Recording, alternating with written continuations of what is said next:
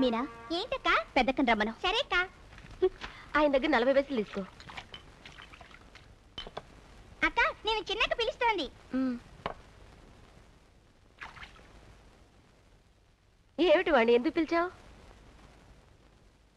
నిన్నే మాట్లాడవేంటి? అక్క రేపటి నుంచి నేను కాలేజ్ మానేస్తాను. ఏం అయ్యేటి కారణం? భాగ్యవంతులకేనక్క కాలేజ్.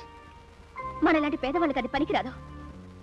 నీతో పాటు చదువుకున్న శ్రీమంతుల పిల్లల్లా గొప్పగా కనపడడం లేదని బాధపడుతున్నావా? చచ్చా, నేను అర్థంతో చెప్పలేదక్క. అప్పుడు నువ్వు చదువు మాండం దేనికి? నువ్వు చేసే పనిలో నీకు సహాయంగా ఉందామని అలా చెప్పానక్క.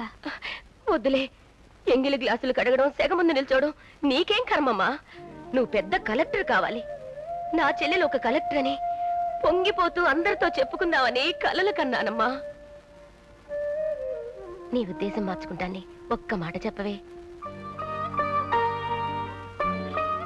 సరే అక్క, నేను కాలేజీకి వెళ్తాను.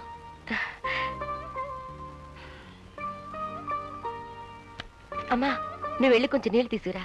సరే అమ్మా. వద్దమ్మా, నువ్వు ఉండు, నేను వెళ్ళి తీసుకొస్తాను. సరే అమ్మా.